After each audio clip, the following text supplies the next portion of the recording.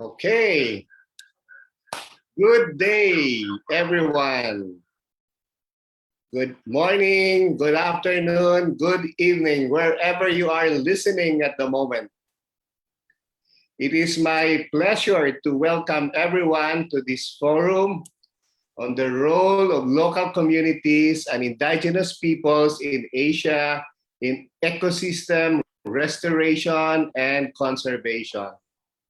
This is convened by the International Land Coalition Platform on Locally Managed Ecosystems. This forum will also serve as the ILC's regional launch of the UN Decade of Ecosystem Restoration in Asia.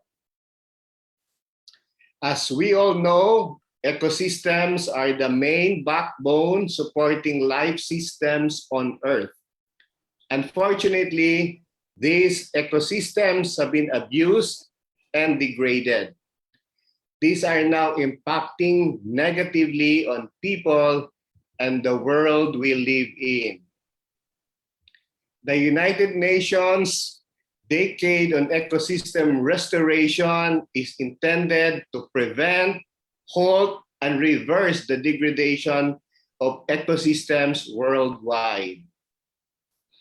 As the ILC platform have studied and documented local initiatives on managing ecosystems are effective tools in achieving biodiversity and ecosystem conservation. 16 ILC member organizations from 8 countries in South Asia, Southeast Asia, and Central Asia are working to contribute to this global initiative by strengthening the tenurial security of communities towards sustainable ecosystems management. Given the importance and urgency of global action, this virtual event is our response to discuss regional opportunities and potential partnerships to contribute to the implementation of the Global Decade Strategy. We look forward to developing an action plan by the ILC platform members in the respective countries in collaboration with various partners, including the UN Decade Secretariat. We are very fortunate to have with us today a representative from the United Nations Environment Program of the Asia and the Pacific Office to share the background, strategy, and pathways on the UN Decade of Ecosystem Restoration. We have also invited members of the ILC platform coming from the sub-regions to give their perspectives and share their initiatives on ecosystem restoration in their sub-region. A representative of the indigenous peoples and local communities will also share his thoughts on how integral these communities are to ecosystem restoration. I will introduce each one of them later in the program. Finally, we are also hopeful that you will be able to share with us your thoughts on this global initiative. We have at the moment more than 50 participants coming from different countries. We have also allotted about an hour after the presentations for an open discussion. You can also share your ideas or raise your questions using the chat box. Some technical reminders before we proceed. We will be using 2 languages in this forum, English and Russian, done simultaneously. So you can select the language of your choice. Just click on the globe icon and select your language. Remember to mute your microphone if you're not speaking. And just to inform people, this is a recorded webinar. And hopefully, after the webinar, we will share videos and resources afterwards. So are we ready? Sorry, Royal, can I have 1 second?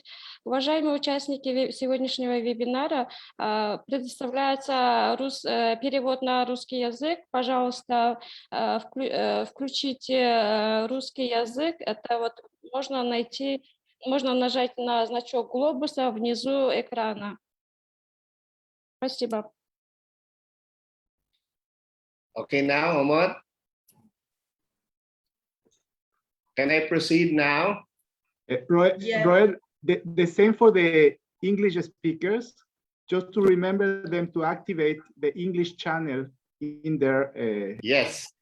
yes, because there will be Russian speakers. Okay. Yes. Yes. As instructed, you can go to, if you can click on the globe icon, then you can select the language of your choice. Is that okay? So that we are all connected. Thank you. So at this juncture, let me now invite Ms. Khalifa Akhmatova, the Director of the Rural Development Fund, or RDF, to formally welcome all of you to this forum. RDF is an NGO based in Kyrgyzstan and currently acts as the host organization of the ILC CBI6 platform for Asia. Ladies and gentlemen, Ms. Khalifa Akhmatova. Thank you, Dr. Royal. Dear colleagues, ladies, gentlemen, colleagues, good day. First of all, let me extend my warm welcome to participants of today's online event dedicated to the regional launch of the UN Decade for Ecosystem Restoration in Asia. And on behalf of the International Land Coalition Platform for Local Managed Ecosystem, to thank you all of our participants, especially the representatives of donor organizations, for their time. I am sure that this webinar dedicated to discussing issues, initiative on ecosystem restoration will make a valuable contribution through concrete solutions in this direction. As Mr. Moderator, Dr. Royal has already mentioned, the purpose of this online event is to inform the launch of the UN Decade and to discuss regional opportunities and potential partnership. The meeting is an opportunity to exchange our views and build a dialogue with partners on ecosystem restoration in line with the needs of Asian members and the global sustainable development goals. Please let me briefly inform you about our platform. Thank you, Umut. I see already my first slide. Thank you, please. Second slide. Ecosystem have provided Asia's rural communities livelihoods for centuries. These communities produce materials for the rest of the world population. Yet, it's ironic that the communities are the ones facing poverty and hunger and have no tenure rights over, say, ecosystems. Local communities and indigenous peoples are most vulnerable to the effect of climate change and ecosystem degradation and other external shocks. We have 16 members of the ILC in Asia from 8 countries of Central Asia, South Asia, and Southeast Asia, have committed themselves to work toward restoration and better management of ecosystem under ILC Asia Ecosystem Restoration Platform. There you see it's APP from Thailand, Institute Ecology and Sustainable Development from Kazakhstan, GKPP from Indonesia, JASIL from Mongolia, Consorts, KPA, Indonesia, Kyrgyz Association, Forest and Land User, Kyrgyzstan, Kyrgyz JIT from Kyrgyzstan, MLA from Angola, NGF Forum from Cambodia, Philippine Association for Intercultural Development in Philippines, Prayatna Samiti, Rural Development, it's from Kyrgyzstan, Sara from India, Star Kampuchea from Cambodia, UVA from Kyrgyzstan, and XSF from Philippines, and we have forgot our sorry, first from India. Please, second slide to mute or Andita. Our collective goal is strengthen the tenurial security of communities is as a way to ensure and recognize the efforts in ecosystem management. This will be done by developing and implementing ecosystem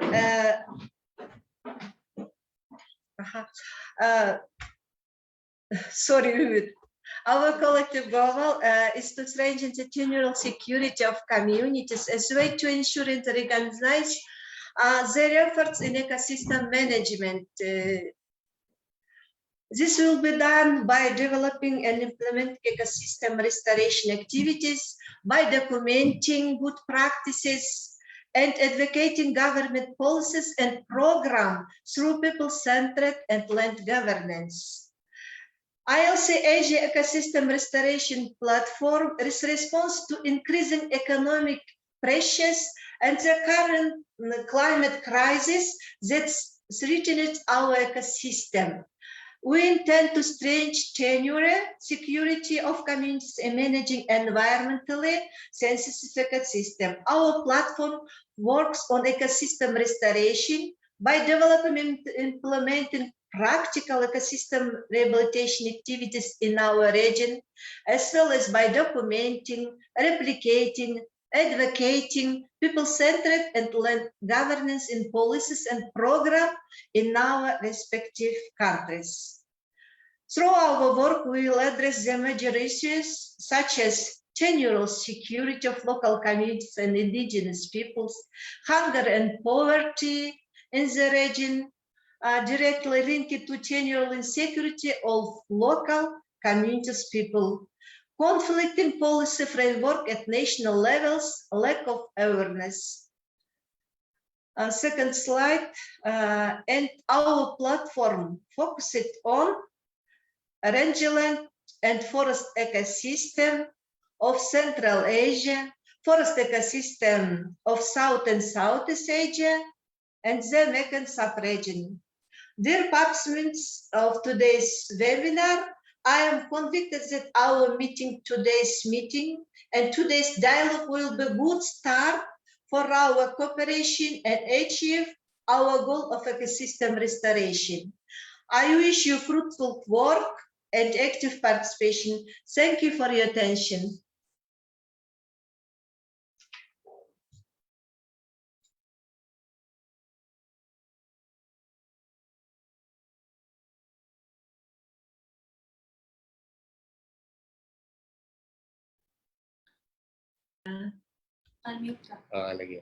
Thank you so much, Konita, for welcoming the participants.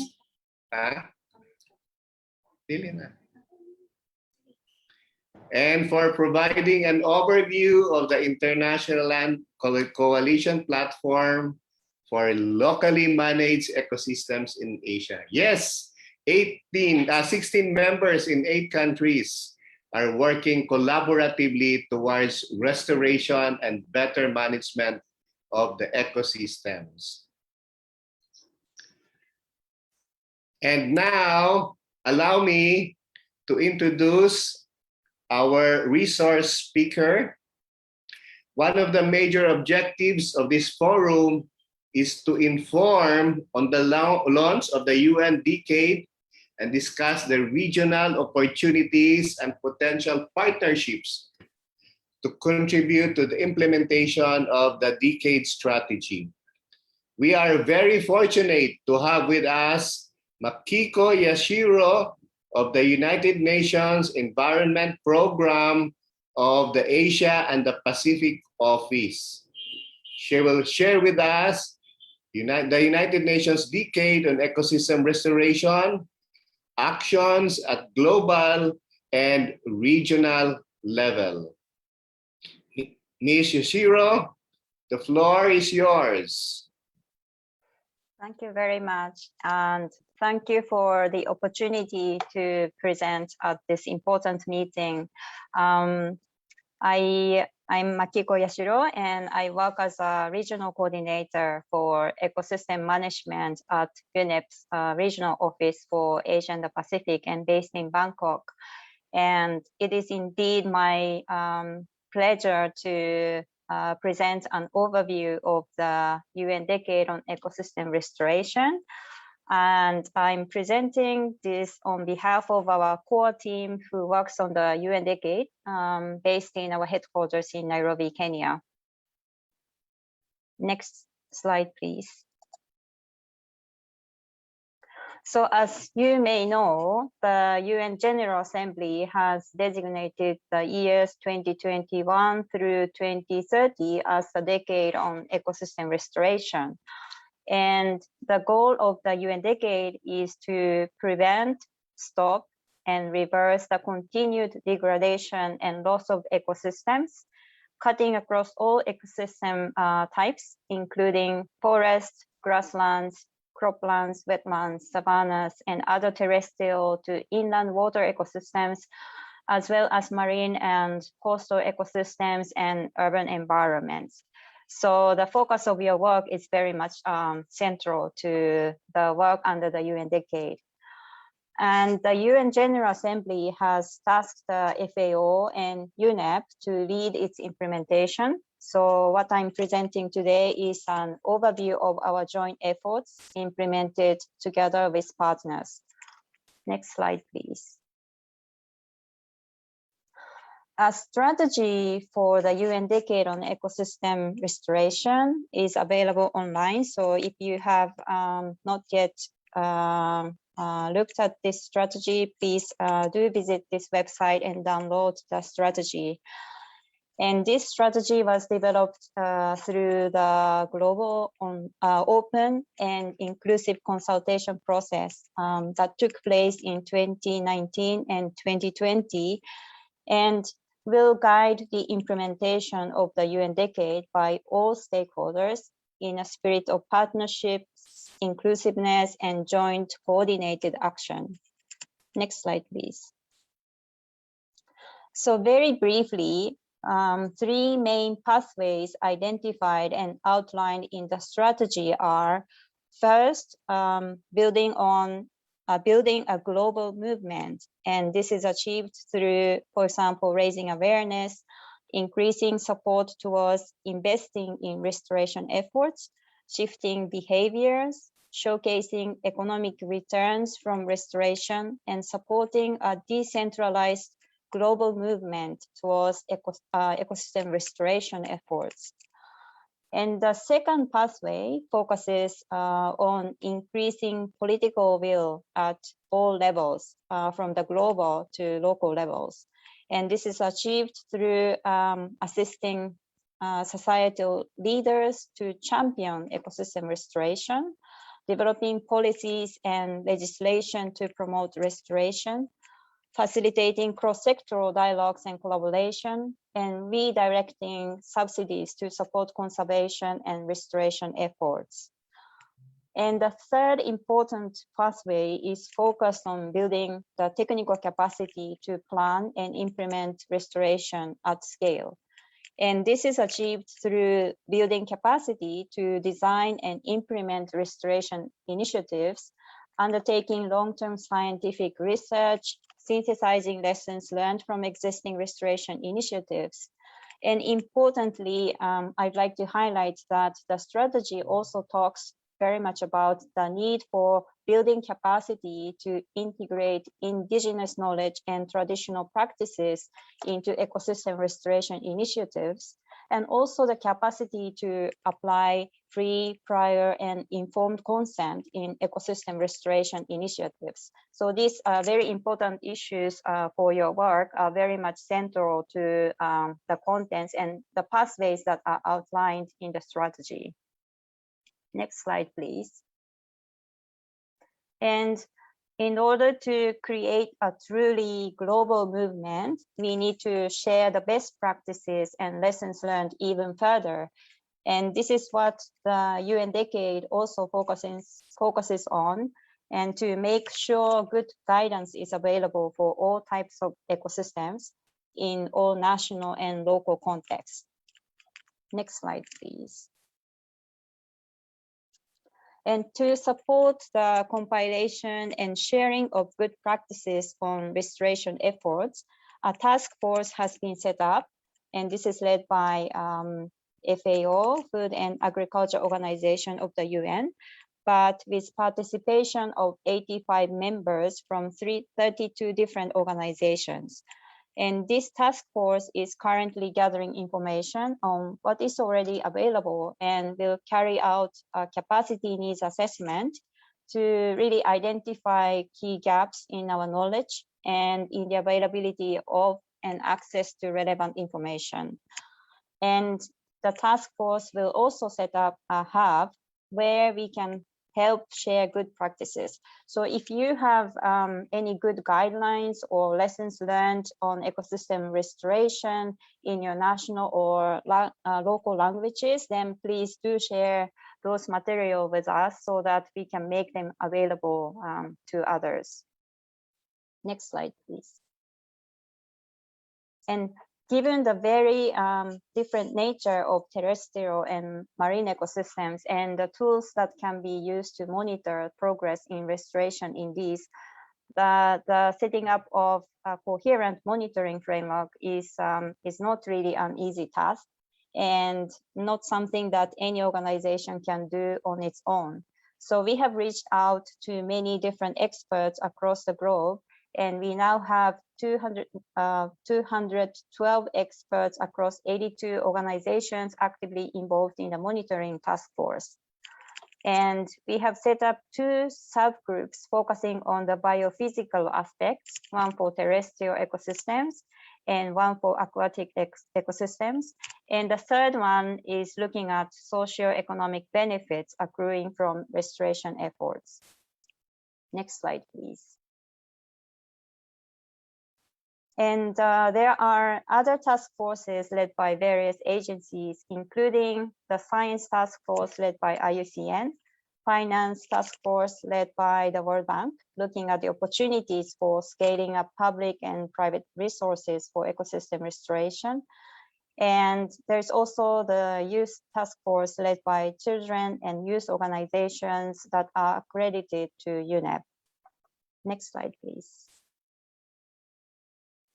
And in terms of the communications efforts, the UN Decade is taking a very novel approach, and the one based on new power, meaning everyone is invited to contribute to the decade and make it their own.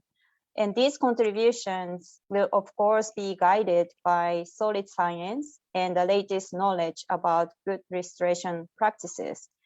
And this approach will also elevate government ownership of the UN Decade. And the decade does not introduce new international goals, but rather it is really designed to accelerate progress towards existing goals and targets. And the UN Decade is not designed to put new reporting and monitoring obligations on governments, but really it is to help elevate and scale up and accelerate what is already underway. So in 2030, we as a global community can really look back on a UN Decade that did have tangible and additional impact. Next slide, please. And for the World Environment Day celebration on the June 5th, there were a series of events and activities that took place around the world, with the official launch of the UN Decade held with the UN Secretary General and heads of state and government and other dignitaries. And this official launch of the decade was followed by the World Environment Day celebration hosted by Pakistan in this region to create strong momentum to inspire on-the-ground actions on ecosystem restoration. And this momentum should continue beyond the World Environment Day, with 100 plus leading organizations already joined as official UN Decade partners, and with increasing number of restoration initiatives registered through the UN Decade's digital hub. Next slide, please. And one of the areas where our work at UNEP on ecosystem restoration has increasingly focusing on is related to innovative financing mechanisms to facilitate the flow of private capital in ecosystem restoration. And we have been engaged in setting up various financing facilities listed in this slide, which provide co-financing for the development of new funds for forest restoration projects, and support project pipeline development, and support restoration entrepreneurs in developing attractive business models of restoration, or providing a matching platform for projects and investors. So we look forward to collaborating with partners in the region in further operationalizing these innovative financing mechanisms to really scale up the efforts on ecosystem restoration. Next slide, please. And in terms of specific efforts we are involved at the regional level, which might be relevant also to you and for your consideration, policy dialogues related to the UN Decade on Ecosystem Restoration will be an integral part of the discussions at the 4th Forum of Ministers and Environment Authorities of Asia Pacific, which will be held from 5th to 8th of October this year, hosted by the Republic of Korea. And this forum provides a platform for countries in the region to provide inputs to the resumed 5th session of the UN Environment Assembly, UNEA 5, Step 2, which will take place in February next year in Nairobi, and will focus on the overall theme of strengthening actions for nature to achieve the Sustainable Development Goals. And the discussions will prominently capture the UN Decade on Ecosystem Restoration and will provide opportunity to building political momentum and strengthening commitment by the government and other stakeholders in the region towards restoration efforts. And I would also like to highlight that prior to this ministerial forum for Asia Pacific in October, on the 4th of October, there is Asia Pacific Major Group and Stakeholders Forum, which will be organized virtually, which will be attended by the participants from major groups, including indigenous peoples, NGOs, as well as businesses and the scientific community. And this forum provides an opportunity for major group and stakeholders to feed into the discussions at the Regional Ministerial Forum, as well as UN Environment Assembly next year. So please stay tuned for the further details for this forum. And we are also supporting restoration efforts at the national level, particularly in Pakistan as the host of this year's World Environment Day. And together with our partners, are compiling success stories on restoration efforts in the country, developing a training package on ecosystem restoration, and undertaking communications campaigns. So as I mentioned earlier, if you have any good practices or the lessons learned that you are able to share with us for wider dissemination in the region and beyond, please do contact us and share that important information. Next slide, please. Yeah, so this brings me to the end of my presentation. So thank you very much again for this opportunity, and I wish you a fruitful meeting and discussions. Thank you. Thank you so much, Ms. Yashiro. I think our members will have a lot of documentation to share with you regarding this sustainable management of ecosystems. After sharing the background, strategy, and pathways of the UN Decade of Ecosystem Restoration, you may have some comments, clarifications, or questions to ask. We can allot a few minutes, maybe 2 to 3 questions. Kindly just raise your hand if you want to share. Anybody? Or maybe later on you can type your questions.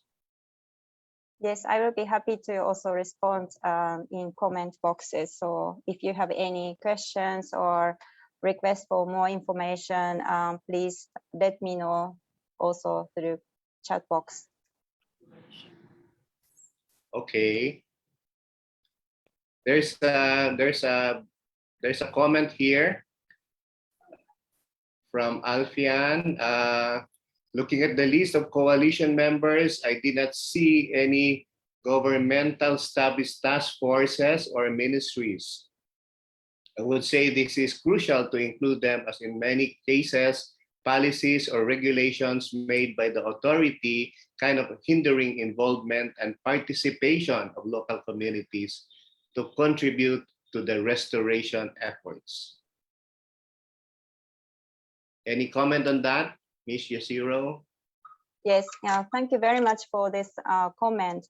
In fact, UN Decade on Ecosystem Restoration is really driven and owned by the governments, because this has been mandated through the resolution adopted at the UN General Assembly. So I'd like to say that the government stakeholders are in the driver's seat for really scaling up the efforts on ecosystem restoration under the UN Decade. So in each country, the governments are really encouraged to take actions and to collaborate with relevant stakeholders to scale up their efforts on ecosystem restoration. And the fact that our Asia Pacific Ministerial Forum will very much also focus on highlighting different initiatives and efforts that are ongoing in countries in the region. And the ministers from countries in the region are the ones who are going to talk about the efforts that are ongoing in their own countries under the framework of the UN Decade on Ecosystem Restoration. So I'd like to note here that the governmental sector is definitely in a driver's seat in implementing the UN Decade on Ecosystem Restoration. Thank you, Yashiro, for that response. David, are you raising your hand? Yes. Just to start this discussion, I think it's important also, Makiko, to understand what is the approach to restoration that the decade has chosen. When I was reading the strategy of the decade, and I bring this question because it was a question from our other regional dialogues on the ecosystem restoration, when organizations are afraid of continuing the traditional approach to restoration, which is mainly forestation. And please, can you develop better this approach, this integral approach on restoration, which brings together conservation, restoration, sustainable use, and the role of land use planning on this conservation approach? Yes. So thank you very much for this important comment. And certainly the strategy doesn't really clarify what approach should be taken in terms of the restoration. But you might have seen in the annexes, there are different examples of the approaches or actions that can be considered and can be adopted in different contexts under the framework of the UN Decade on Ecosystem Restoration. And I think what works best really depends on the local context and the needs also. So there will be many different the varieties of approaches that are adapted in different regions and based on the local context. But certainly, I think I would say I personally think that this integrated approach is very much a core for the success for the restoration efforts. And I think if there are very good examples on this integrated approach leading to the successful restoration efforts on the ground, then certainly those are the kind of the initiatives that we would really like to disseminate and share across the regions as successful good practices. So yes, please do also share information about those initiatives with us. Okay, thank you so much.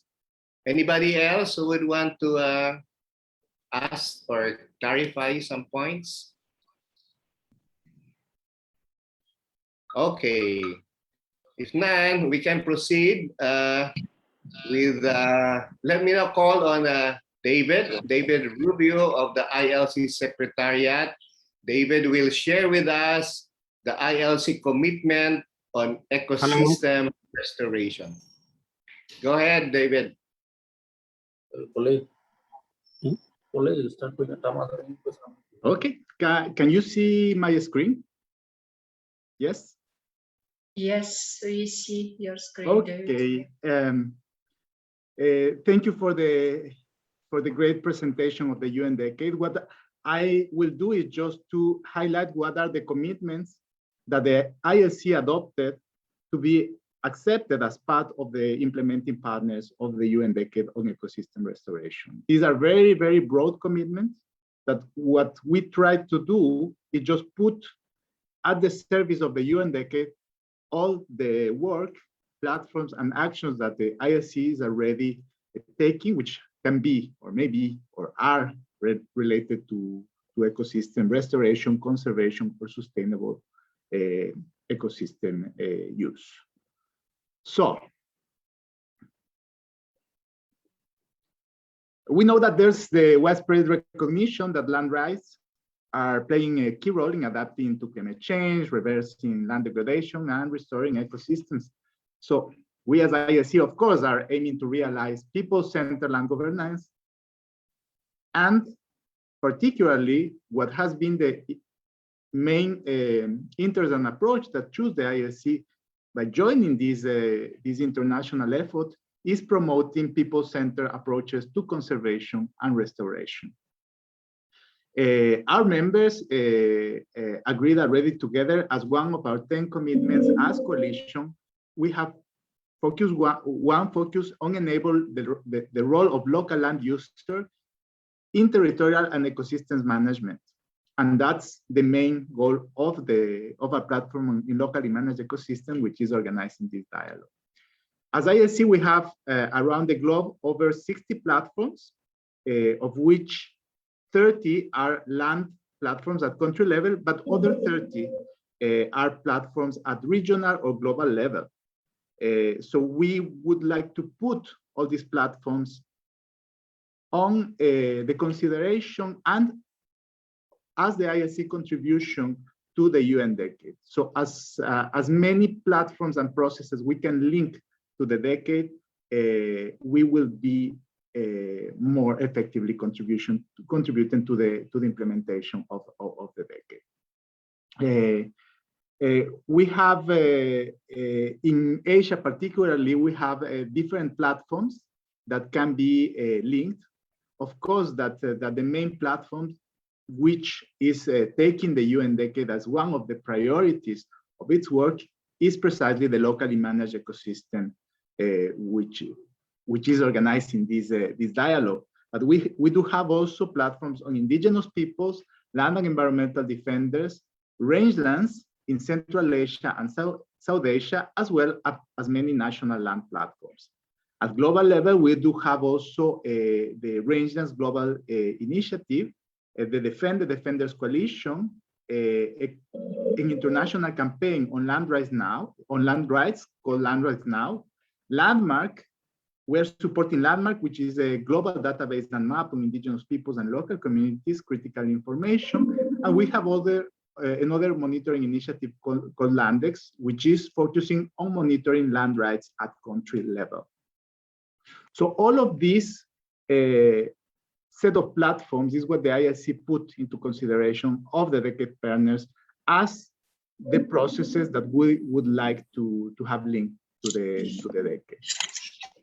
The ILC committed in the different pathways, and in the first pathway related to the building of a global movement, as indicators, the ILC is offering to at least 7 of these ILC-supported thematic platforms and initiatives will be connected to the decade on ecosystem restoration. We will commit that at least 8 peoples or communities will be reached by the UN decade through case studies or evidence linked to the decade.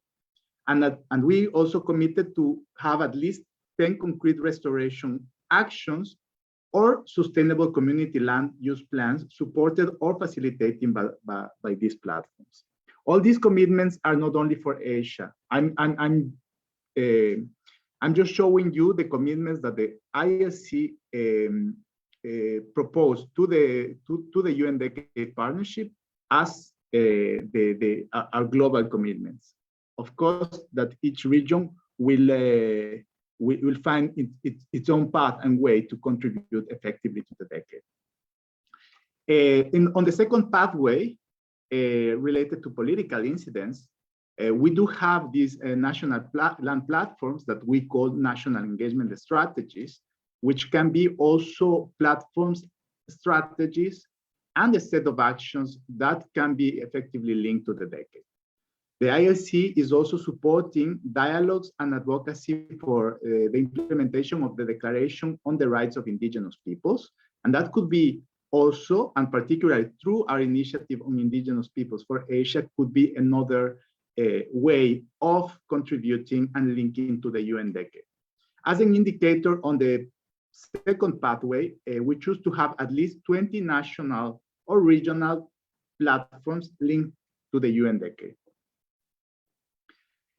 In the third pathway related to capacity development, we put into consideration and into the service of the decade the different initiatives and facilities that we are supporting at global level related to overall land monitoring through Landex, which is our national land monitoring tool, through Landmark, which is the global database on Indigenous peoples and local communities critical information, and they are building this global map on the situation on Indigenous peoples and local communities, and also through the ILC Learning Labs, which are all the set of the learning events that virtually or in person the ILC is supporting across the regions and countries. As an indicators on the pathway 3, we consider to have at least one compendium of good practices for ecosystem restoration published and linked to the hub of the UN decade. And also to contribute through at least 3 regional peer-to-peer exchanges and or primary research on ecosystem restoration. These are only the overall commitments for the ILC when we ask to be part of the UN decade process. Of course, that the actual opportunities in each region and each country will depend on the actual opportunities, ongoing activities, and future planning of our platforms that can be effectively linked and contributing to the UN decade on ecosystem restoration.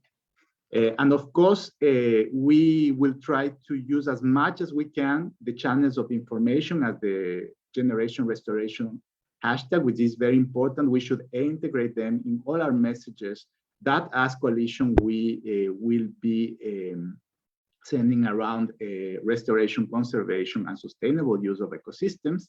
And we are looking forward to really a good discussion today and to define what would be the best strategic opportunities and actions that from the region can be taken to contribute to the decade implementation. Thank you very much. Thank you, David. Thank you for that sharing. I think it gives us that global perspective of what the ILC is will be able to contribute to this global decade of restoration.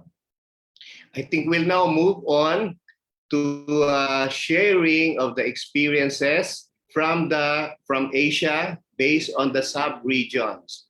We have three sub-regions, three sub-region representatives who will be sharing, and the other one is from the IP and the local community perspective.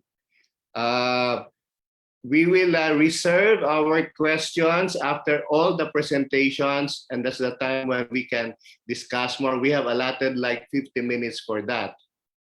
But for now, let's try to hear, let's hear the sharing of Mr. Gam Shemray, the Secretary General of Asia Indigenous Peoples Pact based in Thailand.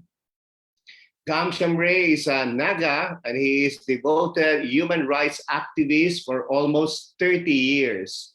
He has held important positions and was part of several civil and democratic rights initiatives. As the current Secretary General of AIPP, he envisions to contribute to advocating the pursuit of indigenous people's rights and democratization in Asia. He is also one of the 6 experts from the UN Decade on Ecosystem Restoration Science Task Force representing indigenous people's voice.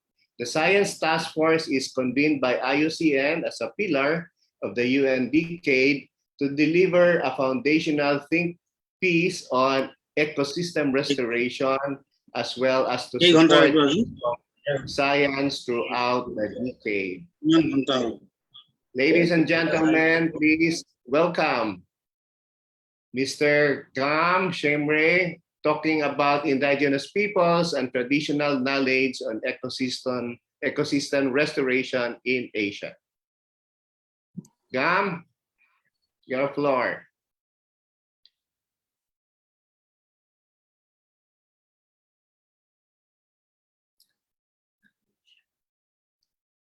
Gam? Please tell him to unmute the microphone. Unmute, please.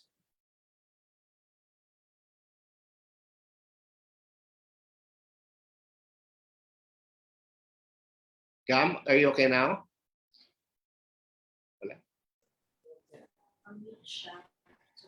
His microphone is still on mute mode, sir. And Andita, please unmute. Okay. Thank you.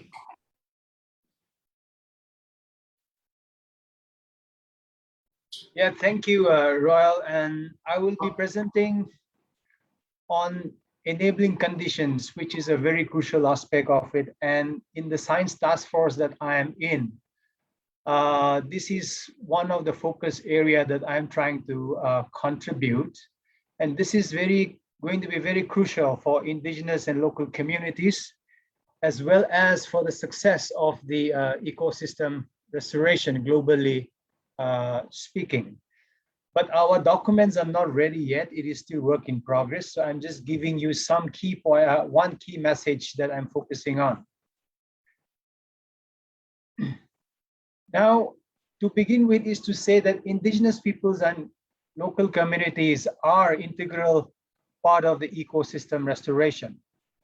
Why this is? Because, for example, if you look at the data in Asia, approximately these 411 indigenous peoples living across the biodiversity-rich area in Asia. And then further 37.8% of the region is traditionally managed by indigenous peoples and communities.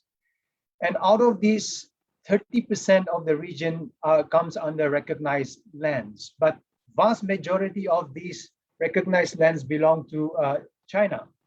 So if you remove China, actually the rest of the lands and territories of indigenous peoples and communities is just 1.8 So the rest of the land remains unrecognized. Secondly, just to give you a brief information on the global data, it is estimated that approximately 1.8 billion people live on 44% of the Earth's terrestrial area, which are identified to be important areas for conservation and restoration. Additionally, there are 300 million people who inhabits the tropical forest area that is targeted for restoration. And further also is that 1.6 billion people live near forests. So it has some relationship to this aspect of ecosystem restoration. So what you will see is that vast majority of the land of this planet is inhabited by indigenous peoples and local communities that are targeted for conservation and restoration. So if we are to meet and achieve these global targets, this is going to have monumental impact on indigenous peoples and local communities, either negatively or for good. You know? So in this, how to convert this into positive actions that benefits the indigenous peoples and local communities is very crucial, and that is where this issue of enabling conditions becomes very important.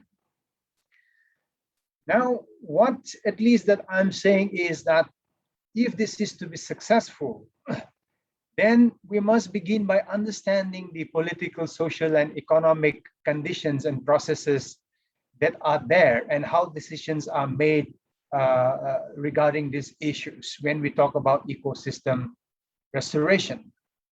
Without that understanding, it will have lots of negative consequences to the local people. And then based on that, we must design a restoration action that is inclusive and responds to local perceptions and demonstrates how restoration can meet local needs.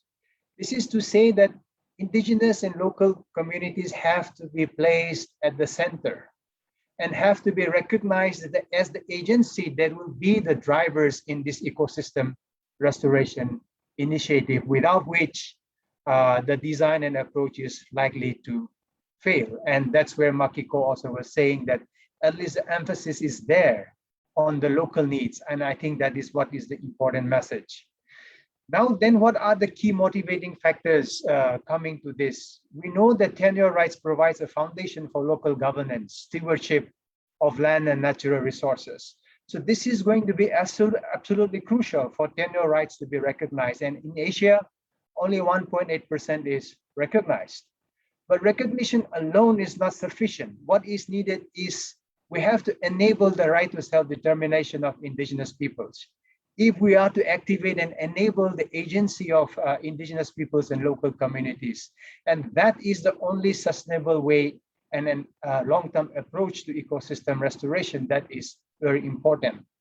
But also we are also situated in the larger economics and larger polity, and that is why recognition of rights is important, but enforcement of rule of law must be there so that defenders issue, which David was mentioning, is also addressed.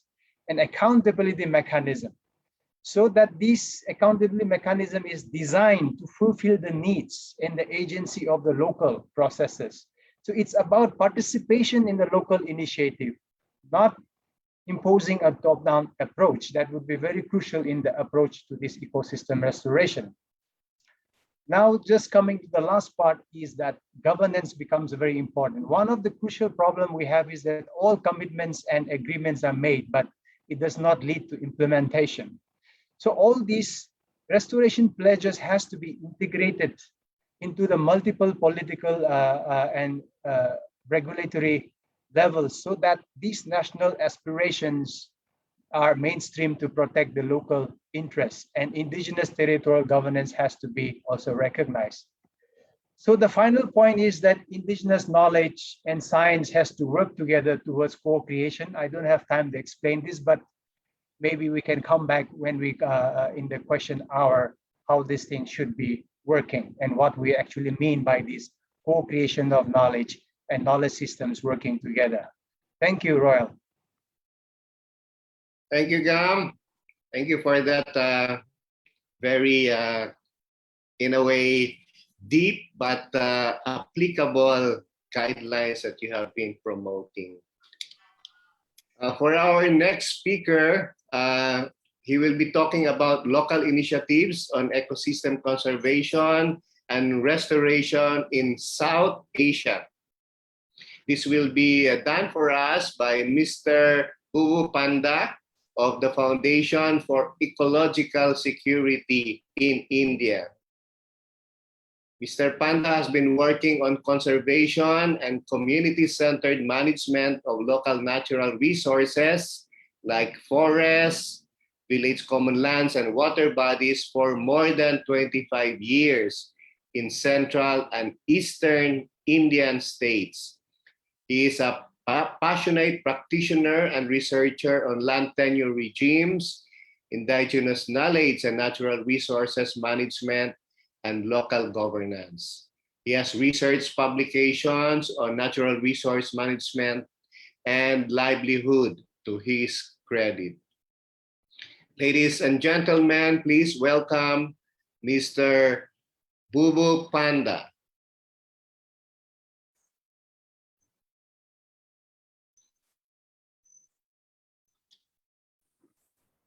Thank you, Dr. Royal. Good afternoon, everyone. All the members of ILC, people from the ILC Secretariat, from the Regional Coordination Unit, from the UN organizations who are present here. I'll be talking about certain experiences from India, especially on the forest resource systems and how regeneration of forest resource systems has benefited local communities, and most of whom are indigenous people. In India, indigenous people are called Adivasis or tribals. Constitutionally, they are called scheduled tribes. Scheduled meaning the certain people are listed in a schedule of the Constitution of India.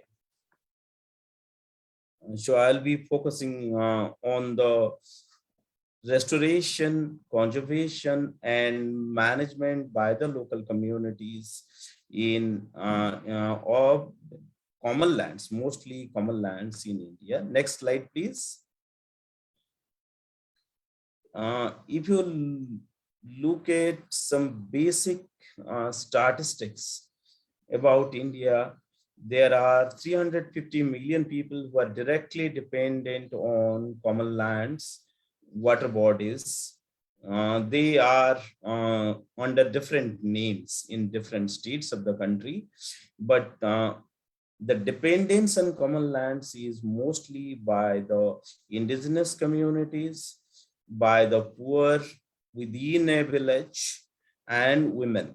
These are the three categories of people who are mostly dependent on the common lands across the country. They provide a safety net as well as the critical inputs for agriculture and livestock production systems. If one estimate tells that the common lands in India provides around $5 billion to poor households. It varies from 7% to 22% depending on the state you are in. As we know, they act as a buffer zones and their biodiversity reach as well. Next, please. Next slide, please. These lands perform basically 4 different functions and in a way strengthen and enrich the rural livelihoods. They, first of all, they maintain certain critical ecosystems, especially catchment areas of major rivers, lakes, glaciation areas. They provide the much needed nutrients for farming, be it soil nutrients, moisture, retention capacities, increased biodiversity leading to availability of humus in the soil. These common lands are binding factors across India. Binding factors meaning all private lands, often we are all aware of their own by individuals, but these common lands creates an enabling condition, is my previous speaker was saying, that communities come together, form institution, frame rules, and come up with management plans for managing such lands. In a way, this builds social cohesion and enables collective action on the part of the village communities. And these lands are across India, especially in central and forested parts of India. Our farms and forests are linked. These are primarily dryland areas where water bodies, water sources coming from the forests, nutrients coming from the forested areas helps in farming, and say most of them are small farmers. There are direct income derived from the common lands, like selling the forest products, fuel, fodder, which are directly sold, and this income varies from say 5% to 17% in different parts of the country. Next slide, please. Over a period of time, these lands are getting degraded, primarily on account of lack of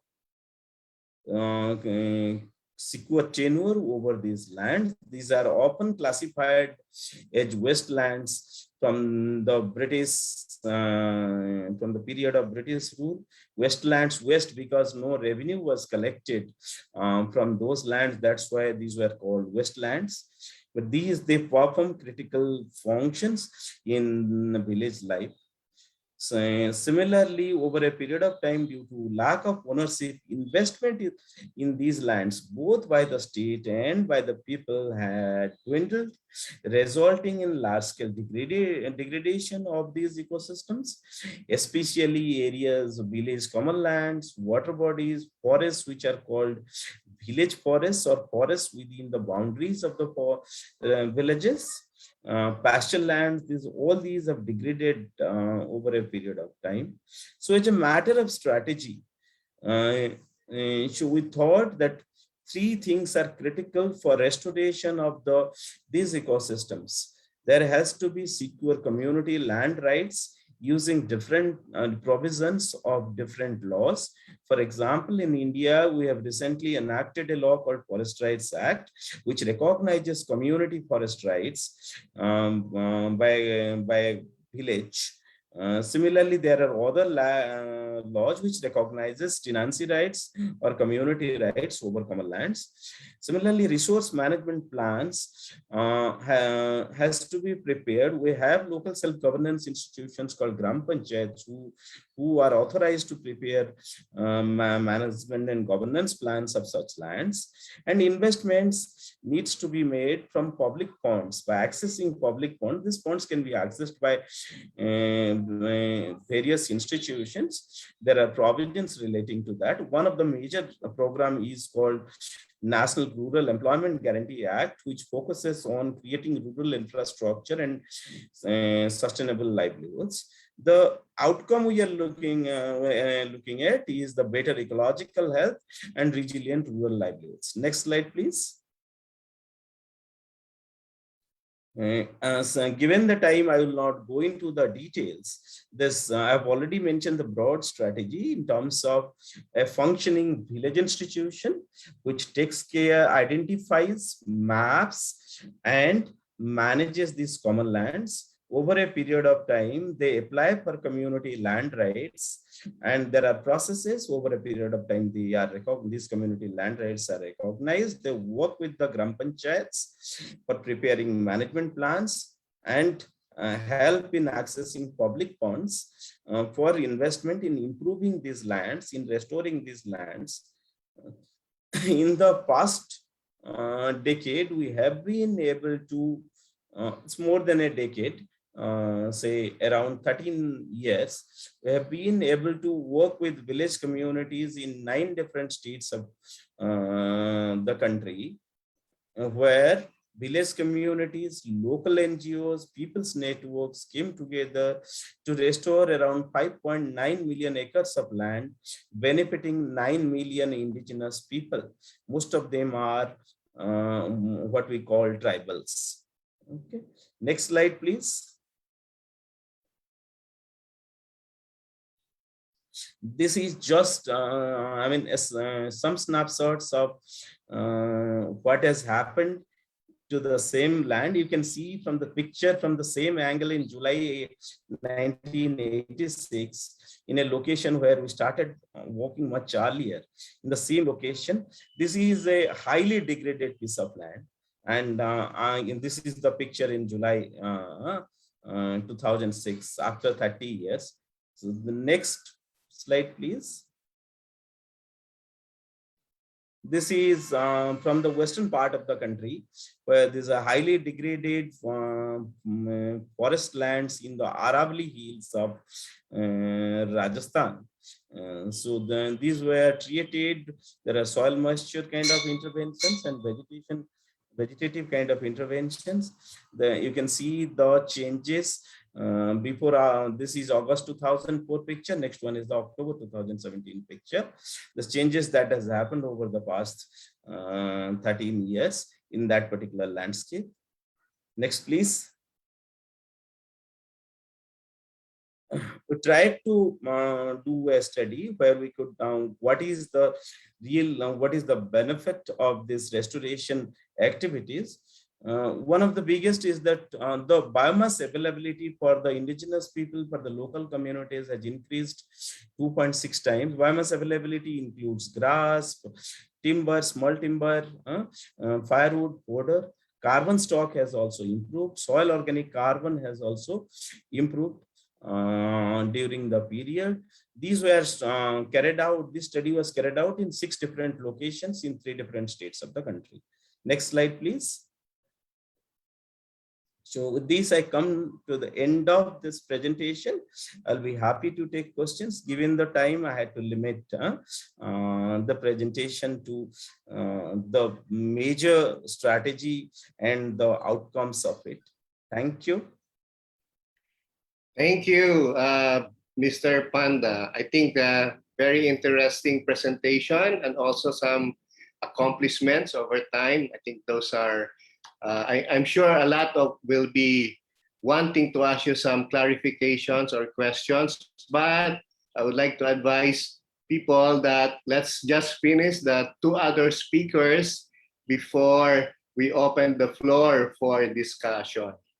If you want also, you can write your questions in the chat box so that the speakers can be prepared in answering your questions. So from South Asia, we will now proceed to Central Asia. And Dr. Coralai Karibaiba of IESD will share that with us, their experiences on mountain and rangeland ecosystems conservation and restoration by local communities in Central Asia. Just as an introduction, Dr. Coralai is the director of the Institute of Ecology and Sustainable Development based in Kazakhstan. She's also a scientific and technical correspondent of international conventions of the Republic of Kazakhstan. She has a doctoral degree in biology and an honorary professor of the Vienna University and member of the International Academy of Sciences Ecology of the Republic of Kazakhstan. She has a very extensive experience in working with international organizations on the issues of implementation of environmental projects in the south of Kazakhstan. Ladies and gentlemen, Dr. Coralai Karibaiba.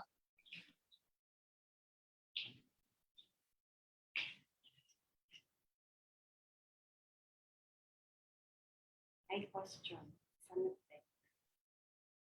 I have a question regarding David's. Dr. Coralai?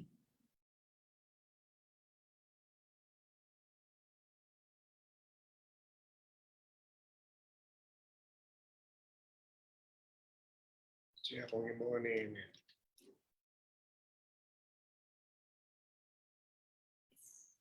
She around. Dr. Coralai, are you around?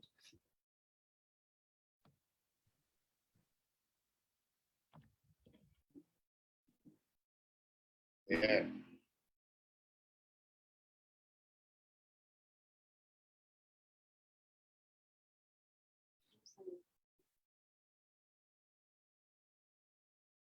Needs help switching straight for Yeah. Andita, can you assist Dr. Coralai? I have sent her a message already. I think she now will be ready.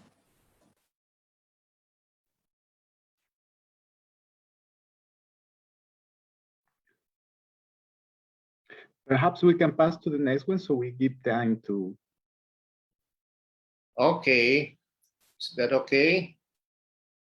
Okay, so we go now to Southeast Asia. We have Dewi Sutejo. She will be discussing with us their project on advocating locally managed forest ecosystem.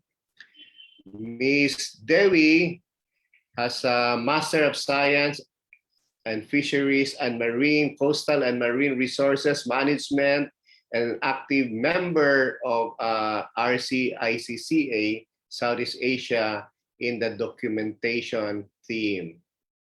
Ms. Dewi is a Deputy Director of Jaringan Kerja Pemetaan Partisipatif, or JKPP. In English, it's Indonesia Community Mapping Networks, which is a consortium of more than 200 members, consists of NGOs, people's organizations, peasants organizations, and even individuals who are concerned in participatory mapping, movement, and spatial community management issues. Until now, JKPP and its members have carried out participative mapping covering a total area of 14.5 million hectares. That's a lot. Ladies and gentlemen, please welcome Ms. Dewi. Thank you, Pak Roel. It's correct. You can spell Jaringan Kerja Pemetaan Partisipatif, and I'm happy for that. Thank you very much. Yeah, good afternoon, everyone. A greeting from Indonesia. I would like to share a little bit more about our experience, how to advocating locally managed forest ecosystem in Southeast Asia. Next slide, please.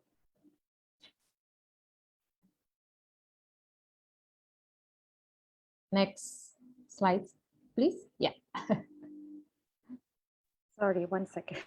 Okay. Yeah. I would like to start with the map in the first slide, and I would like also correct the total amount of the community mapping that have been achieved by JKPP. Pak Royal said is 14 million. It's already increased, Pak Royal. Until now, it's 17 million. Wow. Yeah. The next slide, there is a map. Yes. So I would like to brief information about the situation of the IPs, local communities, and forests in Indonesia with this map. So this is the participatory mapping in Indonesia that JKPP and with the members networks have carried out participative mapping covering total with more than 17 million hectare, and from that total 12 million hectare is IP's territory, and the rest is local community. And then based on the data, actually more than 70% is overlap with the state forest. And then more than 30% is overlap with the concession, but the data is still need to update. So I think it's more than that, And then the fact is many areas of high biodiversity are conserved and managed in sustainable way by IPs and local community. But in other fact, actually, many of sacred forests managed by the IPs actually is overlapping with the, for example, Indonesia is national park. So it's overlapping with the state of forest. It's also similar, I think, in Philippine case that more than 145 million hectare of legally recognized protected area by IPs is overlap with the core zones of the state of forest. And then for the situation of the policy in policy context, actually in Indonesia, there's no specific directly recognize the IPs and local community conserved area. But we have once policy, a constitutional court in 2013 who declared that customary forest claim governed managed by IPs are not the state forests. But the policy itself is quite hard, so the implementation is still sluggish. The next slide, please. So what we have done on the network, actually, because the JKPP is part of the member of working group ICCA Indonesia, we call WGII working group ICCA Indonesia. The network has been supporting and advocating for ICCA for last 10 years, actually. So there's three main activities that we work together as a network. First is for the registering the ICCA, or we call in this even is locally managed ecosystem. So we do the documentation and mapping. So there is a spatial and social data with the mapping, and we are working together with the community to do that. And then there is a registration international level. We have like a module or guideline for registration, and now we are preparing for the international ICCA registration.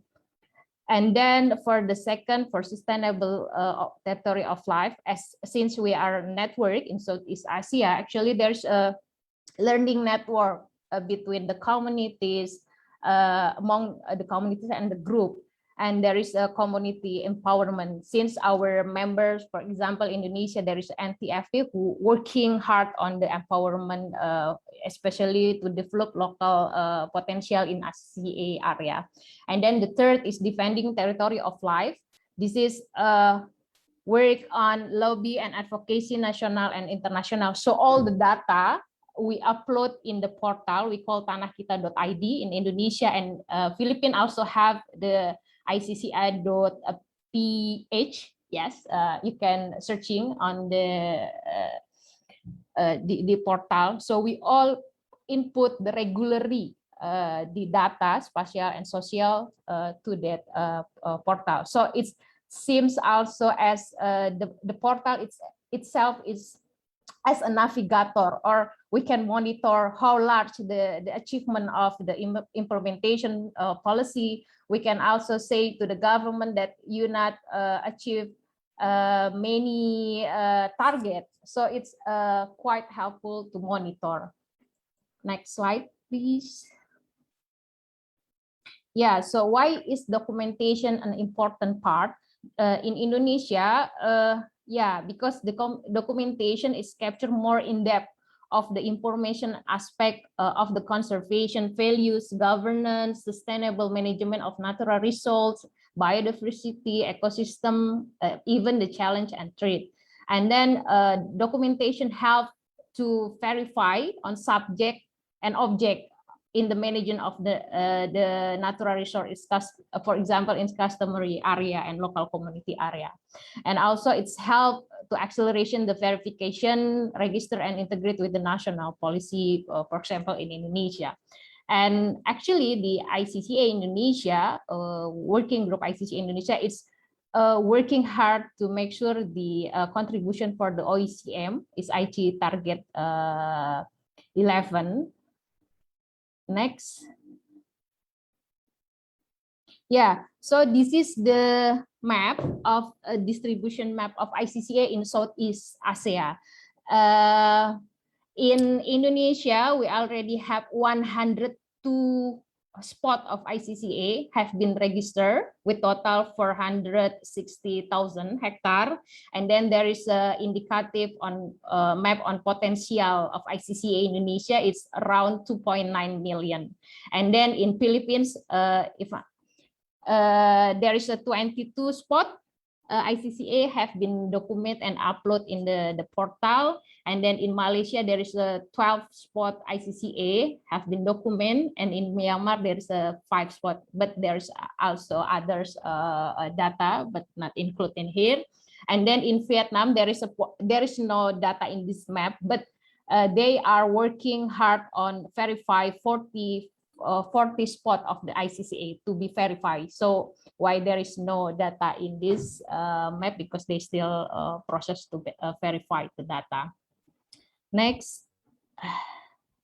Yeah, this is the example of the ICCA map. One eyepiece, this is Laurel eyepiece Ngatalindu in Central Sulawesi. It's and then if you see this, the map is overlap with the core zone of National Park, Lorelindu National Park. So there is, we put the local name in the map. So there is a name of Pongata Totua, Suaka Lambara, Suaka Todea, dan Suaka Wiata. For example, for Suaka Wiata, it's protected by community because they put it like a sacred area to be protected, and someone who enter is must with permission. This is the one example of the ICCA map that produced by Working Group ICCA in Indonesia. Next. So yeah, this is the map of the distribution map of participatory mapping pit cares village. Actually, this is one example that JKPP work or collaboration with the Peatlands and Mangrove Restoration Agency Indonesia. The Peatland and Mangrove Restoration Agency is established when the Jokowi, our president, is elected. So since 2016 until now, JKPP collaboration with the agency to do the participatory mapping for developing the village book profile.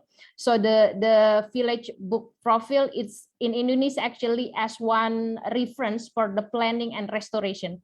So in this kind of the book profile, they are as a reference to make the planning, and also where the priority peatland area to be restored, for example, and then to as a reference to make the local regulation we call Perdes. The message that I would like to deliver from the map actually the Peatland Restoration Agency adopt our participatory mapping to do the restoration. It's a good example how the restoration adopt the participatory mapping method. Next. The challenge, yeah, there is an opportunity gap actually as a policy that not always translate to enforce legal recognition of local or indigenous community conserved area, because somehow there is complexity of administration and procedure for the recognition of IPs itself. And then the second is contract policy, because somehow there is a, yeah, let's see, like I say mentioned, there is a court concessional court 2013 who recognized the IPs, but the other hand, the government also released the the policy that give easily investment for the investor, give the land, forest for the investor. So why I said this is contra policy. And then 3, there's the structural violence, criminalization, encroachment also in Myanmar and Philippines in Indonesia. The last slide, Pak Royal. Recommendation. Yeah, the most thing I think Pak Gam also mentioned about this one, how to recognize and respect the contribution of IPs and local community to biodiversity by expediting the appropriate legal recognition of their right, their governments. And then second, ensuring strong commitment from the national and international policy, because somehow there is a gap between the international instrument with the national. And then the last is protect indigenous people and local communities against the violence. That's all, Pak Raul. Terima kasih. Nah, sorry, Terima the last. kasih. Terima kasih. Terima kasih, Dewi. Thank you so much for that great presentation. Terima Can we kasih. now, Lipa, can we, is Dr. Coralie ready already? Yeah, I think she's ready. Coralie, Да, я готова. Ага. Yes, yes, yes. Thank you so much, Dr. Coralie. Go ahead. Приветствую всех вас и приношу свое извинение за техническое такое несоответствие, что не смогла своевременно подключиться. Я коротко расскажу, потому что есть о чем рассказать, и подготовила хорошую презентацию, но из-за времени в этот раз от нас в Центральной Азии выступала Кулипа из Кыргызстана. Я поэтому в целом расскажу, что делается у нас в Казахстане. Уважаемые друзья, партнеры, вы прекрасно знаете, что Казахстан в Центральной Азии занимает ведущее положение во всех экологических конвенциях и ведет работу именно в рамках по программе установления целей международных конвенций, именно Land Degradation Neutrality, восстановление, нейтральный баланс деградации земель. Вы прекрасно знаете, что у нас в Казахстане реализуется ряд уже государственных программ, которые с прошлого года начали финансировать государственные программы по улучшению, восстановлению деградированных земель и улучшению сельских жителей населения, социального положения. Поэтому сельское хозяйство в Казахстане играет очень важную роль, несмотря на все природные ресурсные богатства, которые имеет Казахстан. И притом где-то 49% населения проживает именно в сельской местности.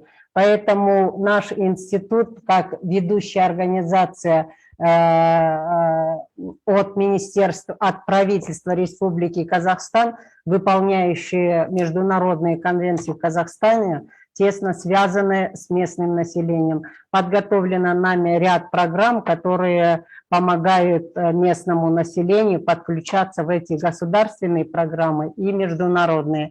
Поэтому мы именно здесь в своих работах оказываем им влияние на сокращение бедности, продовольственную безопасность и экономический рост сельского населения. По сравнению с мировой долей сельского населения в Центральной Азии 58% населения проживает в сельских районах. В Узбекистане, Кыргызстане и в Казахстане. Как показывает наша практика, в данное время из-за бедности происходит миграция из сельских регионов в городские местности, а в селах остаются старики и многодетные семьи. Поэтому вот эта наша программа и государственная, и в рамках ILC помогут, я думаю, как-то оказать содействие в решении этих проблем.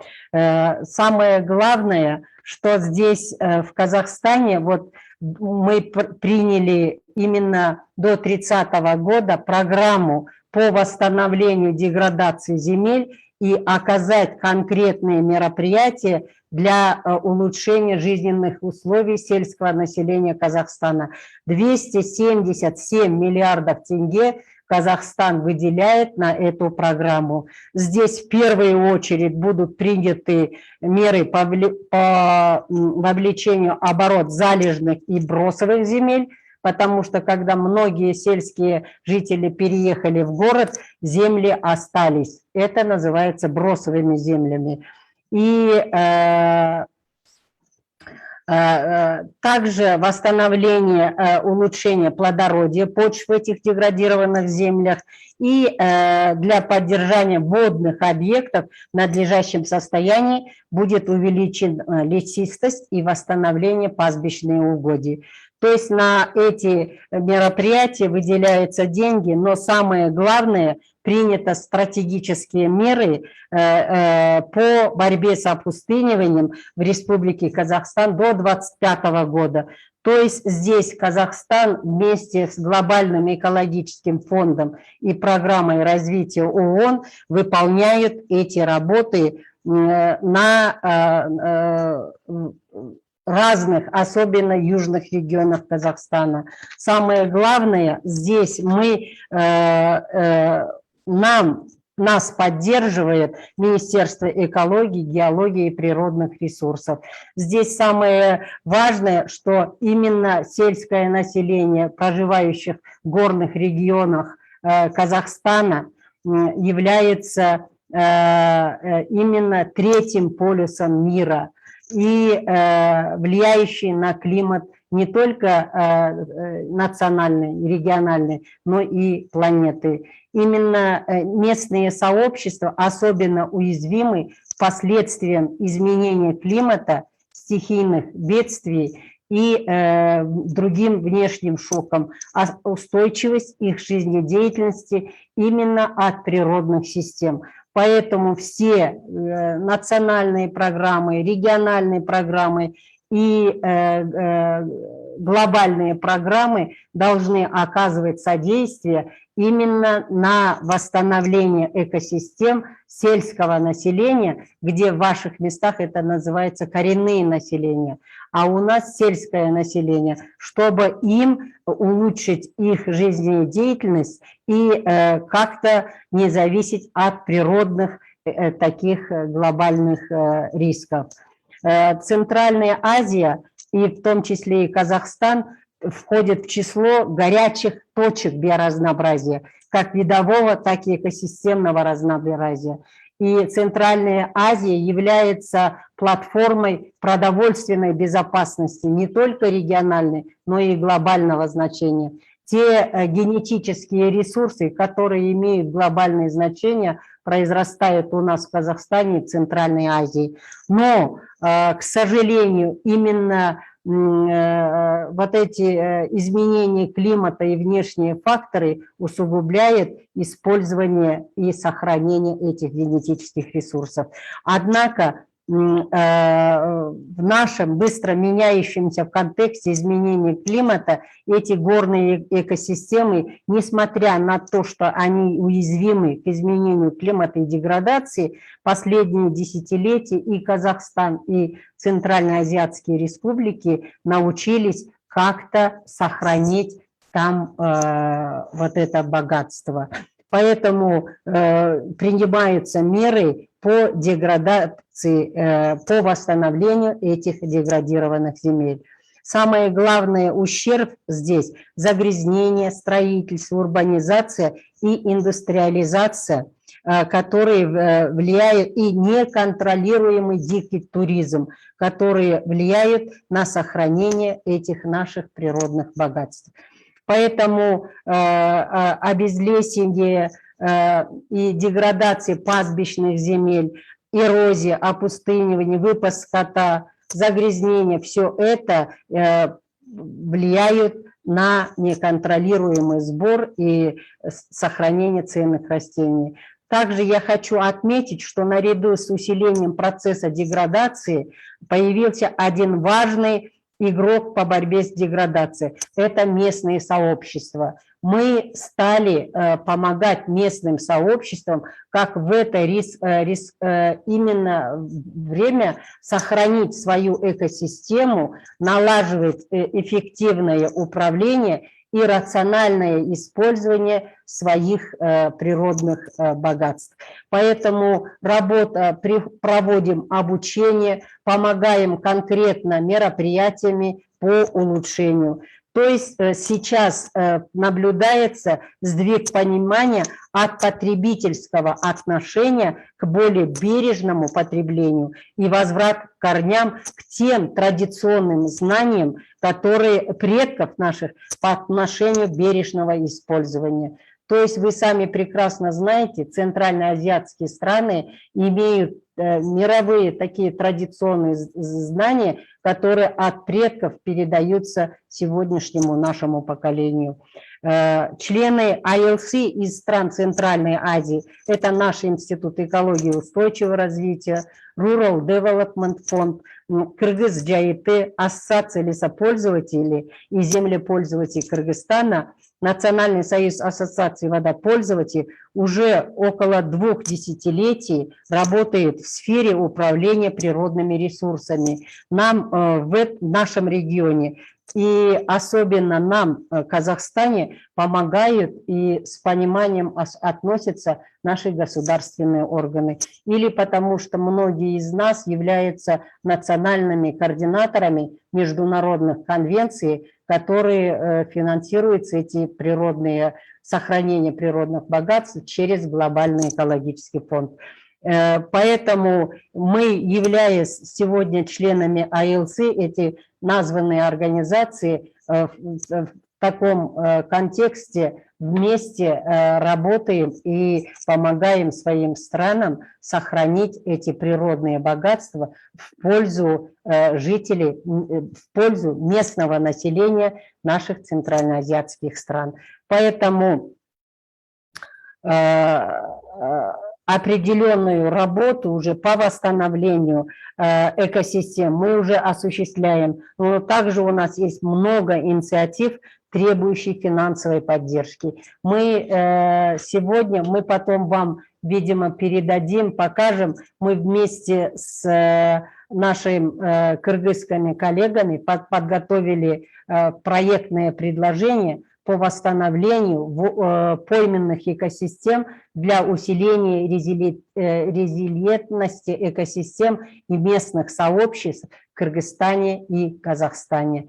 То есть охват проекта – это Кыргызстан и Казахстан. Бюджет тоже, сейчас не буду останавливаться, где-то на 3 года, на 4 года. Поэтому я думаю, важность именно наших пойманных экосистем Кыргызстана и Казахстана обратит внимание наших руководителей ILC, и мы, я думаю, получим поддержку. Это проектное предложение мы вам направим. Хотела поблагодарить вас всех, что выслушали, и, конечно, очень коротко, время очень отпущено маленькое, 5 минут, потому что я подготовила и от нашего министерства, от правительства вам поздравительную поддержку, письмо, что Казахстан всегда поддерживает такие инициативы в пользу сохранения своих природных богатств.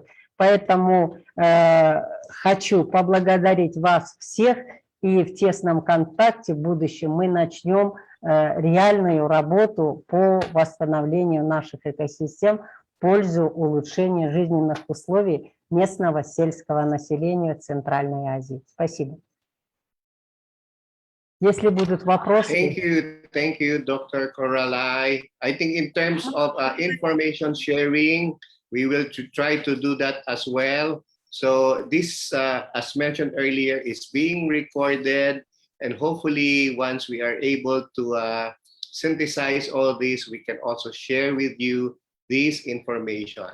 So Thank even the questions, I think, can also be shared with you, and the presentation materials of those who presented already. Okay. At this time, let me just request everybody to give a virtual applause for the very nice presentations of our resource persons. Thank you so much. Thank you. Okay, we have a few questions here in the chat box. The first one is actually coming from Senate Beck, but I think that has already been answered also by David. David, will you just give a few points on that? Yes, no, the question was related to if the ILC is proposing to open new platforms, particularly national platforms on ecosystems restoration that would be duplicating the work of NES, and the answer is no.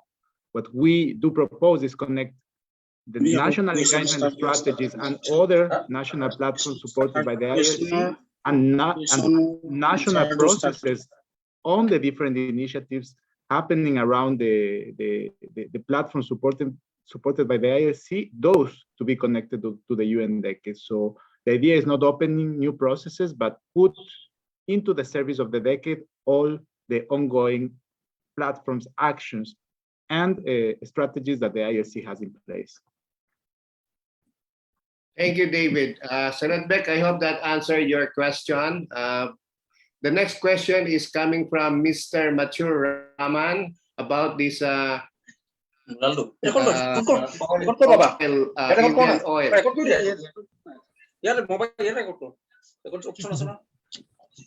Next question.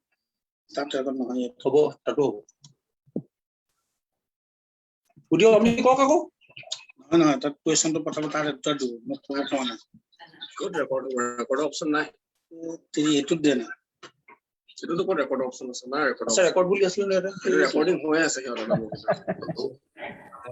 Hello, Mr. Rahman. You can ask your question, Mr. Rahman. You can ask your question. Ask your question. Hello. Okay. Maybe we can go to. I am from Assam. Yeah. State of Assam. Go ahead. The Indian state. I want to put a question that Oil India Limited had begun drilling at the Bagzan oil field without obtaining prior environmental clearance. Oil India Limited Water Prevention of Control of Pollution Act 1974, Air Prevention of Control of Pollution Act 1981, and Environmental Protection Act 1986. Oil India also miserably failed to conduct mandatory public hearing before the beginning of the drilling at Bagzan. It is in Tinsukia district of Assam. So in this regard, what can we do? Please advise us. And second, our question, the eco-sensitive zone around the Dibru-Soikhwa National Park was reduced in size at the request of Oil India Limited in order to allow the well to be established at Bagzan. In 2013, the Bagzan oil field was inspected by a team from the National Board for Wildlife, which criticized the government of India for ratifying the breaches of wildlife norms after Oil India Limited had already begun operating in an eco-sensitive zone. So, sir, in this regard, what shall we do? Kindly advise us. These are the two questions. Thank you for the questions. Anybody, any resource person who would want to answer to that question? Mr. Panda, would you be able to give some ideas also? I mean, thanks for the question, Mr. Rahman. I'm not sure I'll be able to what you can say, answer in terms of legal action, what's possible. As you know, Oil India Limited is a central public sector undertaking, and oil anywhere is probably one of the most precious resource. In that context, if there has been violation of the environment, if you feel there has been a, I mean, this is the legal part of it. If there is a violation of the Environment Protection Act, Air Act and Water Act, Prevention and Control Acts, regarding the then you can move to kind of respective high courts or tribunals. And national, you have mentioned, I have seen in chat box, your National Green Tribunal can only be helpful is probably in the eco-sensitive chain in the Dibru-Saikhowa case. They may not be helpful in a powerful entity like Oil India, which is central public sector undertaking under the Ministry of Petroleum and Natural Gas. In such a situation, what mostly happens, communities organizing themselves, taking some, what you can say, action on the ground, forcing these entities, forcing these authorities to at least abide by the provisions of the law. But these are all said and done, oil politics, oil economics, you all are aware with. So I won't comment much on that. Probably Dibru Saikhowa case that you have mentioned, reduction in the eco-sensitive zone, that you can go for some legal action. Thank you, Mr. Panda Bubo. Thank you so much. There's another question here addressed to Dewi. This is coming from Mutmaina Adenan, related to the legal recognition of indigenous people. What do they need to have, or the limits? If you can cite some examples in Indonesia. Dewi? Yes, yeah, Pak Royal. There is a question from Mutmaina. Yeah, I think based on our experience, actually. Yeah, based Go on ahead. yeah, based on JKPP works, actually the decision is based on, depend on the community itself. So we can ask for choosing the local community scheme, then IP scheme. So what we are trying is deep communication with them and tell what their scheme policy that already there, and what the implication of the choosing of one of the policy. So that's based on JKPP work. So we can ask them to, if there is have a strong system on IPs, we can order them to, for example, in Indonesia case, for social forestry scheme to accelerate the recognition. So it's depend on the community itself and IPs. So we talk deep with them. This for the Mutmaina. I hope it's answered the question. Okay, I think there's another question for you. From Alfian. From yes. Yeah. For Alfian. That's yes. Go ahead. Yeah. Can you answer that also? Yeah, as I explained before in the slide, that's our the challenge that we are faced is whether many kind of the IPs is overlapping with the forest area. I would like to say that we keep moving. We keep on work with community to do the documentation and keep on mapping. And there is lobby and advocacy in local and national government, because it's depend the policy itself. So never stop to work with the grassroots in the grassroots level. with the community to do the mapping. Don't stop to keep on lobbying to try many kind of opportunities from the policy that we have.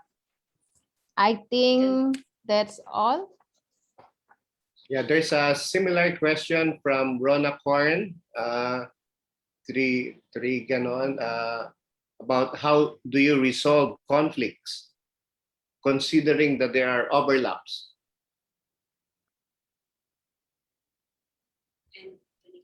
Yeah, I have one example that I show in the slide before, how we work with the Lorelindu National Park. So we talk with the agency, the National Park Agency, lobbying, influence them how to establish the collaboration management. So it's one of the option of the resolution conflict in the state forest. And actually we have a policy in Indonesia about the customary forest, but this is under the social forest scheme. So we try also in that kind of the opportunity. Thank you. Okay, thank you, Dewi. There's a question for Bubo, Mr. Panda. A question here is about, is there any sort of positive social constructions of IPs in India on forest conservation that influence the acceleration of restoration? Can I get it? Is there any? What you want? Any? Is there any? Is there any sort of positive social constructions of indigenous people in India on forest conservation that influence the acceleration of restoration? And then there's a second sentence here, meaning that advocation to the people will be easier if they have a good perspective on forest ecosystem.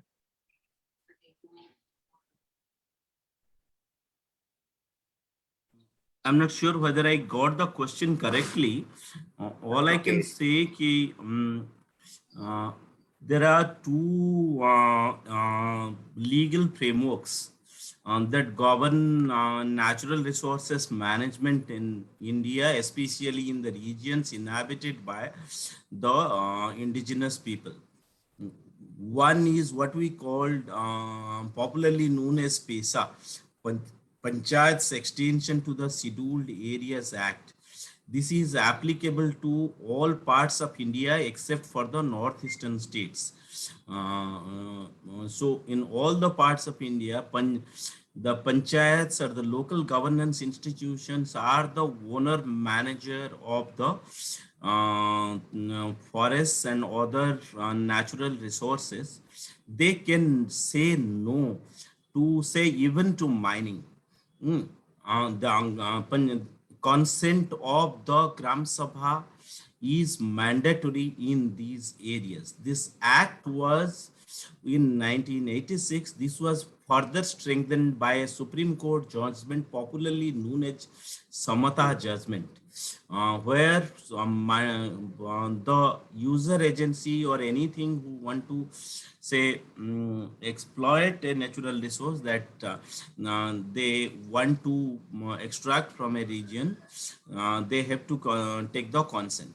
And in terms of experiences and cases, there are good number of cases who use these provisions of the law and Samata judgment.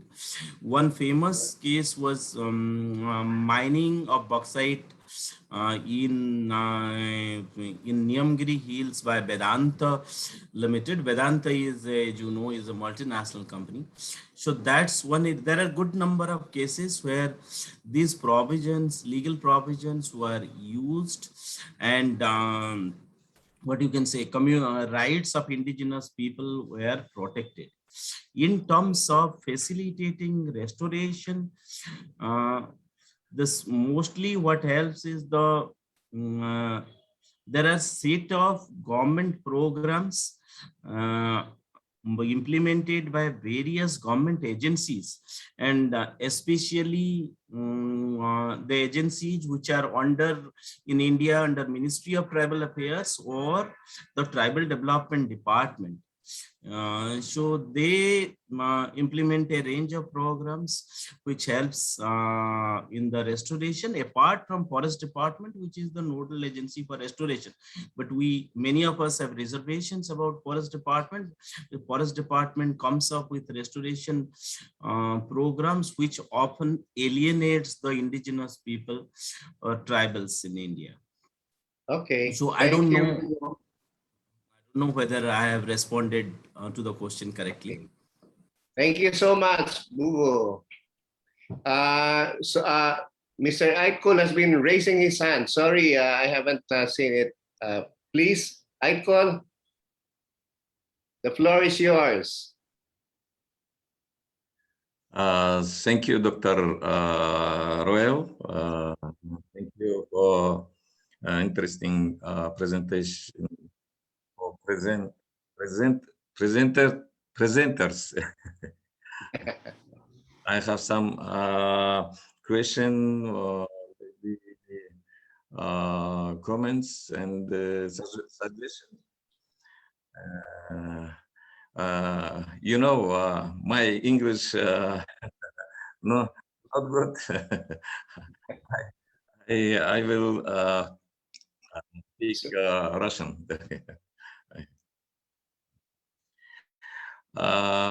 Ну, как вы все знаете, многие из вас знают, наверное, у нас мы считаем так одни из самых в мире естественных орехоплодовые леса у нас в Кыргызстане. И внутри лесов, орехоплодовых лесов, расположены населенные пункты. И, конечно, многие считают, что давление на леса, на лесные экосистемы оказывается со стороны жителей этих населенных пунктов в лесу. Ну, для того, чтобы как раз принять участие, не принять участие, а участвовать в декаде по восстановлению экосистем, наша ассоциация при поддержке ILC Кыргызстан и ГЭФ ПМГ с прошлого года реализовала проект по привлечению, участию местных сообществ в управлении лесными экосистемами. То есть, если раньше лесопользователи, в основном со стороны лесопользователей были заинтересованы только экономические аспекты, в рамках этого проекта были в основном включены экологические и социальные аспекты, то есть участие местных сообществ для сохранения и восстановления лесных экосистем. В рамках этого проекта были организована община, джамат, Когой. Я хотел до конца это самое, думал, все-таки примет участие как раз вот эта сама община Когой, но, к сожалению, мне после позвонили, сказали, что там проблемы с связью, они не смогли подключиться. И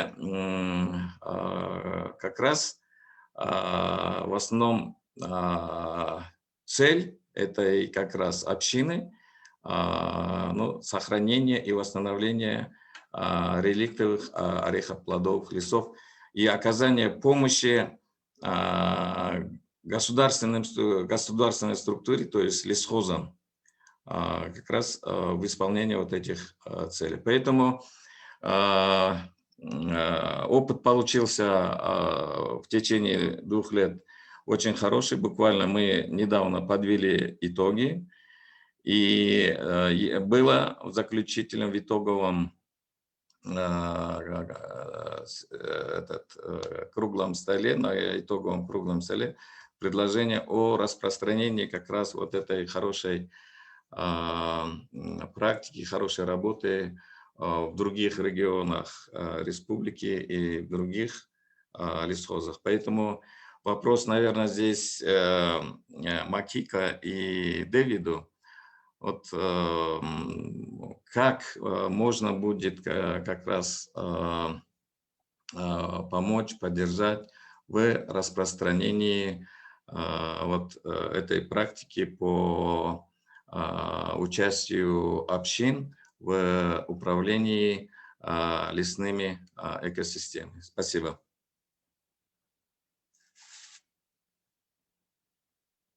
Thank you, Aykul. I think that those are very good comments and suggestions. Maybe Kulipa can also consider that in her closing remarks later on how we can move forward collaboratively, as an organization, as a platform. Okay, thank you. Royal. Dear colleagues, friends, partners, I think it's so good to have 3-in-1. We are lucky. Thank you for your time, your commitment to our team, your contribution.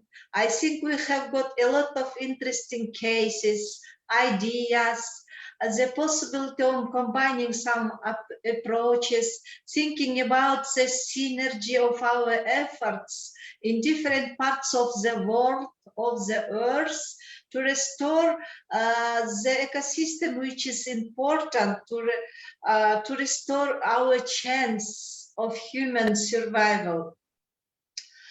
This concludes our webinar. We are open to different ideas and ways to continue the development of this topic.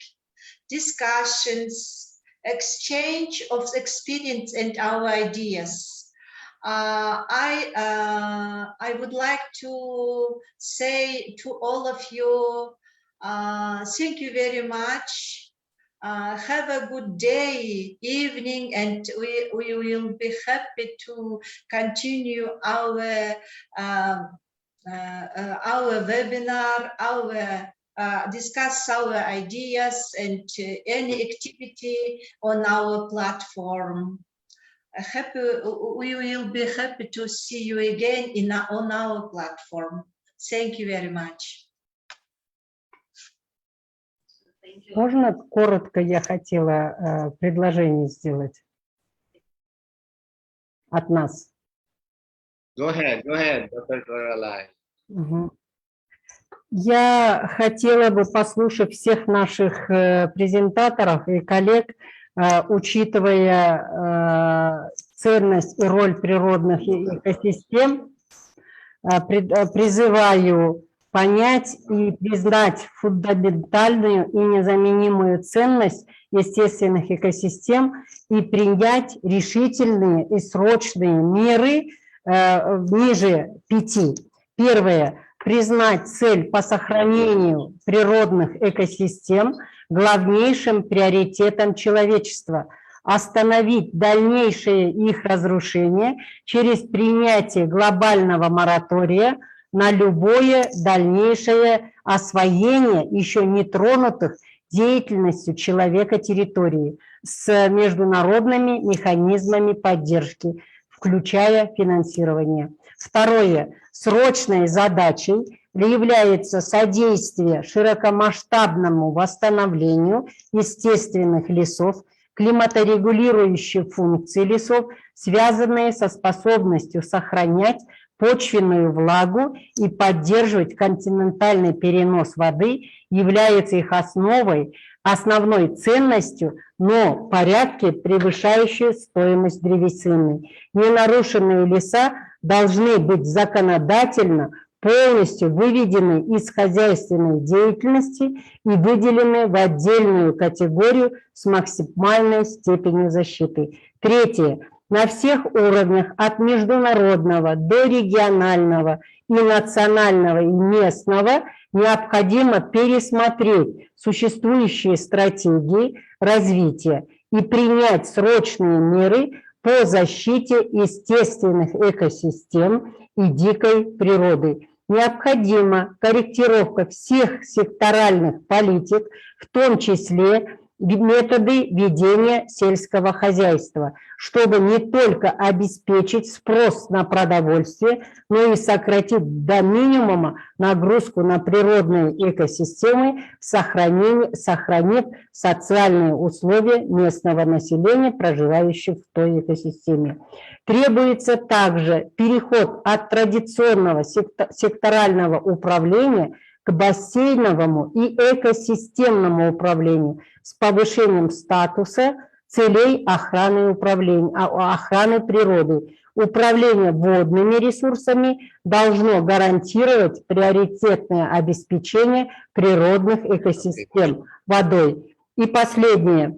Меры, направленные на сохранение природных экосистем, требуют также пересмотра существующих и создания новых стимулов и инструментов, чтобы услуги экосистем перестали восприниматься как бесплатные и неограниченные, а управление ими учитывало интересы и роль местного населения и местных сообществ, которые прямо зависят от них и являются их хранителями. Спасибо.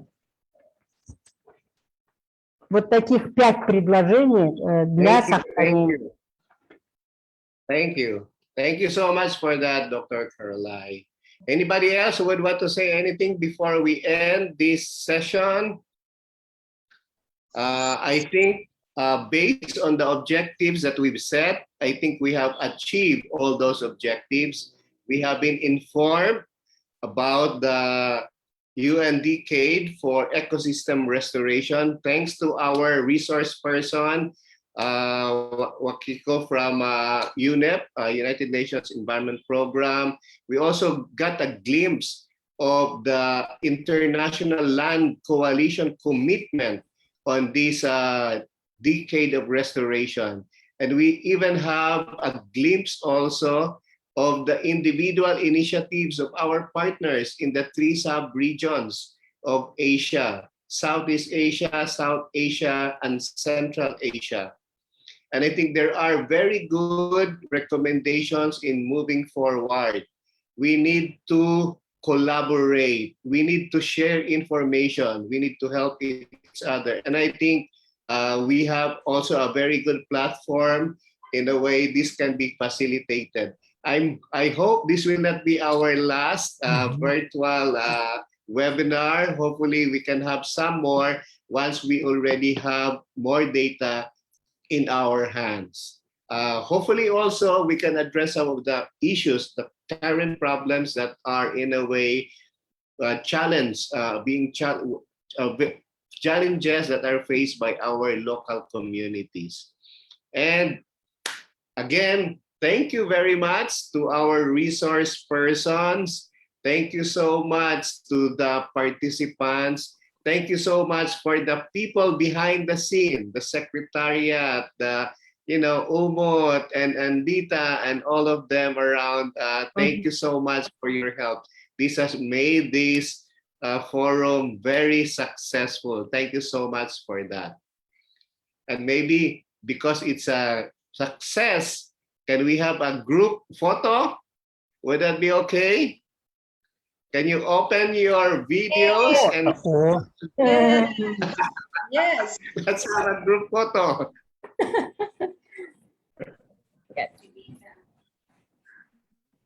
Okay, I will take And the group Dita, photo. will you be doing that for us?